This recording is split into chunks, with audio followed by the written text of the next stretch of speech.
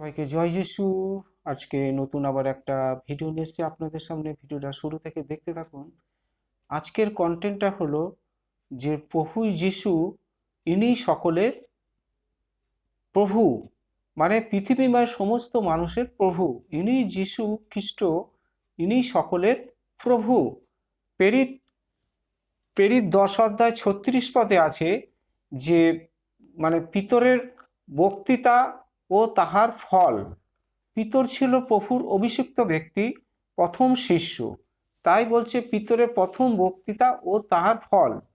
তখন মানে কি পিতর মুখ খুলিয়া কহিলেন, আমি সত্যই বুঝিলাম যে ঈশ্বর মুখাপেক্ষা করেন না। তখন পিতর মুখ খুলিয়া কহিলেন যে সত্যই ঈশ্বর কার মুখাপেক্ষা করেন না, মানে কারোর মুখের দিকে তাকিয়ে যে কোনো কথা কারোর হয়ে বলবে সেইটা কিন্তু না। ঈশ্বর সবার, সারা পৃথিবীময় সমস্ত জাতির সমস্ত মানুষের ঈশ্বর। তাই ঈশ্বর কিন্তু কারোর মুখাপেক্ষা করেন না। কিন্তু প্রত্যেক জাতির মধ্যে যে কেউ তাহাকে ভয় করে, মানে বিভিন্ন মানুষের বিভিন্ন জাতি আছে, কোনো মানুষ যদি ঈশ্বরকে ভয় করে ও ধর্মাচরণ করে ও তাহার মানে গ্রাহ্য হয়, তাহার কথাবার্তাগুলো সমস্ত কিছু গ্রাহ্য হয়। তিনি ইসরায়েলগণের নিকট একটি বাক্য প্রেরণ করিয়াছিলেন। ইসরায়েল দেশের সমস্ত মানুষের উদ্দেশ্যে একটি বাক্য প্রেরণ করিয়াছিলেন। যীশু খ্রিস্ট দ্বারা সন্ধির সুসমাচার প্রচার করিয়াছেন, মানে যীশু খ্রিস্ট দ্বারাই সন্ধির সুসমাচার প্রচার করিয়াছেন। ইনি সকলের প্রভু। সন্ধিটা এই যে ইনি কিন্তু সকলের প্রভু, আর যে প্রভু সেই ঈশ্বর। কারণ প্রভুর তো পিতামাতা ছাড়া এই পৃথিবীর বুকে জন্ম হয়েছিল, কারণ বাবা মাকে ছাড়া কিন্তু কোনো সন্তানের জন্ম হয় না। তাহলে কিভাবে হলো? পবিত্র আত্মার মাধ্যমে। তাই যে প্রভু সেই ঈশ্বর। প্রভু ঈশ্বরের ঘর থেকে এসেছিল, কারণ পৃথিবীর বুকে যার জন্ম হবে মৃত্যুর পরে কিন্তু তার দেহ মাটির সাথে মিশে যাবে, কিন্তু স্বর্গ থেকে যার জন্ম হবে মৃত্যুর পরে তার আবার পুনরুত্থান হবে, যেটা প্রভু যিশুর ক্ষেত্রে হয়েছে। তাই মনুষ্যপুত্র প্রভু যিশু হলো স্বয়ং ঈশ্বরের একটা অংশ। তাই ঈশ্বরের তিন ব্যক্তির মধ্যে একজন। তাই প্রভু হলো যে প্রভু সেই ঈশ্বর। তাই এখানে বলছে যে যিশু সেই খ্রিস্ট, ইনি সকলের প্রভু। তখন এখানে বলছে ফলত নাসারতীয় যিশুর কথা কিরূপে ঈশ্বর তাহাকে পবিত্র আত্মাতে পরাক্রমে অভিষেক করিয়াছিলেন। মানে পবিত্র আত্মায় মানে পরাক্রম মানে উদ্ধারে, মানে প্রভুকে খুব অভিষিক্ত করিয়াছিলেন, মানে মনোনীত করিয়াছিলেন।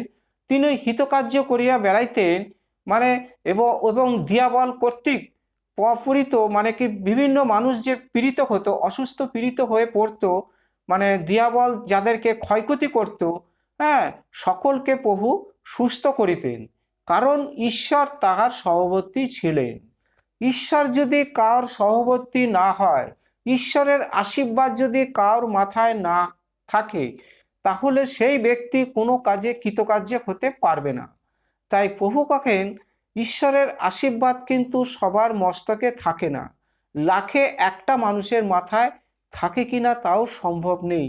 আর যার মাথায় থাকবে, কোনো দুঃখ কষ্ট অভাব বা রোগ ব্যাধি তার শরীরে প্রবেশ করবে না, কখনো না, কোনো দিনও না। এবং তার জীবনে মানে কি বৃদ্ধি অপুরন্ত খালি হতেই থাকবে, হতেই থাকবে, হতেই থাকবে। এবং সেই ধার্মিক ব্যক্তি মুখ দিয়ে যে বাক্য বলবে কার্যক্ষেত্রে কিন্তু তাই হবেই হবে, কারণ ধার্মিক ব্যক্তি মুখ দিয়ে যে কথা বলে কার্যক্ষেত্রে তাই হয়, একথা স্বয়ং প্রভু বলেন। তাই প্রভুকে বিশ্বাস হেতু আমরা কিন্তু ধার্মিক হিসাবে গণিত হয়েছি। তাই আমাদের জীবনের সমস্ত চাওয়া পাওয়া, সমস্ত মানে কি অভাব অনটন দুঃখ কষ্ট রোগ ব্যাধি সমস্ত কিছু প্রভু কর্তৃক আমরা কিন্তু ছুটকারা পাই, মানে পরিত্রাণ পাই, উদ্ধার পাই এবং নতুন জীবন ফিরে পাই। তাই এখানে আজকের কন্টেন্টটা হয়েছে যে যিশু সেই খ্রিস্ট, ইনি সকলের প্রভু। হালেলুয়া। তাই প্রভুর কাছে প্রার্থনা করলে যে কি না পাওয়া যায়, প্রভু স্বর্গ থেকে আমাদের প্রতি দৃষ্টিপাত করেন যে আমরা কোথায় যাচ্ছি, কি কর্ম করছি, কি খাচ্ছি, আমরা কি বস্ত্র পরিধান করছি, আমাদের সংসারের কি অভাব অনটন, কোন জিনিসটা প্রয়োজন, প্রভু সব উপলব্ধি করতে পারেন। তাই ধার্মিক ব্যক্তির অভাব অনটন দুঃখ কষ্ট চিরস্থায়ী নয়, থাকে না। প্রভু সমস্ত কিছু কিন্তু জুটিয়ে দেয়। কোথা থেকে দেবে, কিভাবে দেবে, কোত্থেকে আসবে, এত কিছু জানার দরকার নেই। আমরা পেলেই হলো। আমাদের সমস্ত কিছু মানে চাওয়ার আগেই আমরা যেন প্রভুর কাছ থেকে সব পেয়ে যাই। তাই একজন ধার্মিক ব্যক্তি মুখ দিয়ে যে বাক্য বলে কার্যক্ষেত্রে তাই হয়। তাই প্রভুর প্রতি অগাধ আস্থা ভরসা বিশ্বাস রেখে প্রার্থনা করলে প্রভু আমাদের মনের কামনা বাসনা ইচ্ছা সকল কিছু পরিপূর্ণ করে এবং বাস্তবে রূপায়িত করতে সাহায্য করে। তাই প্রভু কহেন, তোমরা আমার সন্তান, আমার উপরে নির্ভরশীল হও, দেখো আমি তোমাদের জন্য কি করি। আর তোমরা জীবনে কখনো কোনোদিন সংসারের চিন্তা, ধনের চিন্তা এবং সুখের জন্য লালায়িত হয়েও না, কারণ কোনোটাই কিন্তু এই জগৎ থেকে আসে না। স্বর্গ থেকে মানে এইগুলো সমস্ত কিছু নেমে আসে। শিশিরের আগায় যে কুয়াশা পড়ে সেটাও কিন্তু স্বর্গ থেকে নেমে আসে। আর যে জিনিস স্বর্গ থেকে পৃথিবীর বুকে নেমে আসে সেই জিনিস কিন্তু স্বর্গধামে আর উঠে যায় না, কারণ এই পৃথিবীটা হয়েছে অশুচি, অপবিত্র, নোংরা। তাই এই পৃথিবীর বুকে যা কিছু নেমে আসবে সব পৃথিবীতেই রয়ে যাবে, আর স্বর্গধামে উঠে যায় না। তাই প্রভু কহেন, আমার উপরে নির্ভরশীল হও আর আমার উপরে ভরসা রাখো, তোমাদের জন্য আমি কি করি। হালেলুয়া। তাহলে আজকের কন্টেন্টটা এই পর্যন্ত।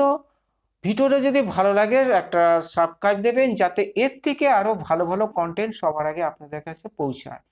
আর প্রভুর কাছে প্রার্থনা করি আপনারা সদা সর্বদা ভালো থাকুন, সুস্থ থাকুন। মঙ্গল কামনা করি আপনাদের দুঃখ কষ্ট অভাব সমস্ত রোগ ব্যাধি থেকে প্রভু যেন আপনাদের ছুটকারা করে দেয়। আমি নাসরাতে প্রভু যিশুর নামে প্রার্থনা করি। ধন্যবাদ প্রভু, ধন্যবাদ প্রভু, ধন্যবাদ। সবাইকে জয় যিশু। আমেন।